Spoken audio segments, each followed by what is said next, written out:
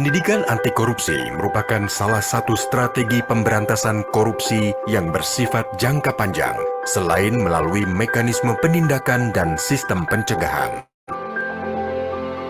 Survei Penilaian Integritas Pendidikan atau SPI Pendidikan merupakan pengukuran dampak dari upaya pendidikan anti korupsi pada 3 aspek, yaitu karakter integritas peserta didik, ekosistem pendidikan, dan tata kelola pendidikan.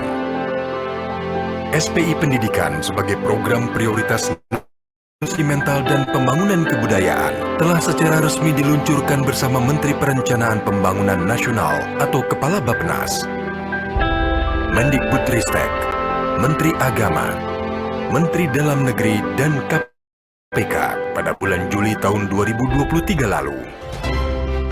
Hasil SPI Pendidikan tahun 2022 menjadi dasar dilakukannya penyempurnaan SPI Pendidikan tahun 2023 terkait indikator dan instrumen dengan melibatkan berbagai pakar di bidang pengukuran, pendidikan, dan anti korupsi. SPI Pendidikan tahun 2023 melibatkan lebih dari 3.000 satuan pendidikan di jenjang dasar, menengah, dan tinggi, baik umum maupun keagamaan yang tersebar di dalam dan luar negeri. Pemilihan responden dilakukan secara acak dari setiap satuan pendidikan, terdiri dari 4 kategori, yaitu peserta didik, orang tua siswa jenjang dasar dan menengah, tenaga pendidik, serta pimpinan satuan pendidikan. Dengan total responden sejumlah lebih dari 82.000 orang. SPI Pendidikan menggunakan perangkat teknologi dalam pengumpulan data untuk dapat menjangkau seluruh kategori responden yang tersebar di seluruh Indonesia. WhatsApp Blast dan Email Blast digunakan sebagai saluran untuk menghubungi responden terpilih agar terhubung dengan laman pengisian survei. Bagi satuan pendidikan yang memiliki keterbatasan jaringan internet, enumerator mendatangi langsung satuan pendidikan tersebut dengan menyediakan perangkat khusus yang dapat digunakan secara luring. Di tahun 2023, SPI Pendidikan menghasilkan indeks 73,70 yang artinya kondisi integritas pendidikan berada di level 2 dari 5, yaitu tahap korektif atau parsial dalam upaya perbaikan integritas. Ekosistem merupakan dimensi yang menjadi prioritas peningkatan dibandingkan dengan karakter dan tata kelola. Sedangkan dari sisi jenjang, perguruan tinggi membutuhkan upaya peningkatan integritas yang lebih tinggi dibandingkan jenjang lainnya. Ditemukan beberapa fakta penting di sekolah dan perguruan tinggi, di antaranya masih ditemukan siswa dan mahasiswa mencontek.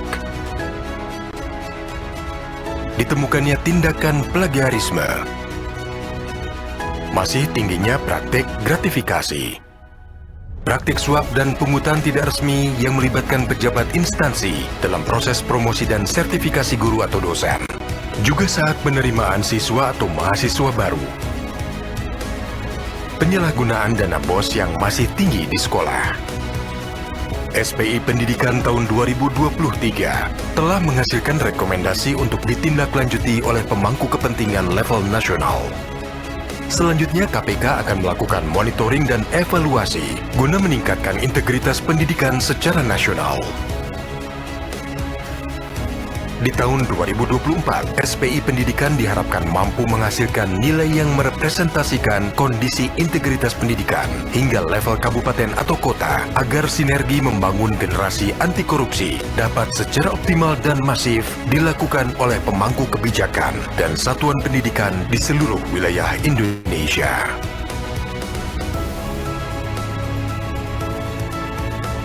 KPK mengapresiasi dukungan dan partisipasi dari seluruh kalangan pendidikan dan masyarakat luas dalam SPI Pendidikan sebagai bagian dari upaya mewujudkan Indonesia yang lebih baik di masa datang.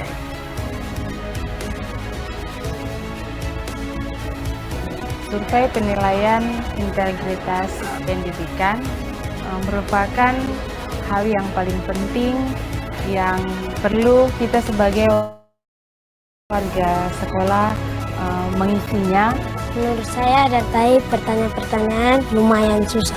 Tadi saya mengisi semua jawaban dengan mudah. Contoh integritas kepada orang tua dan di sekolah, menghormati orang yang lebih tua, kedisiplinan, dan datang tepat waktu.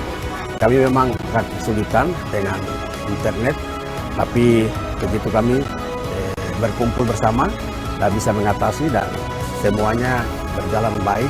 Saya sangat berharap supaya tidak ada lagi muncul di berita-berita TV nasional ataupun swasta tentang masalah kasus korupsi.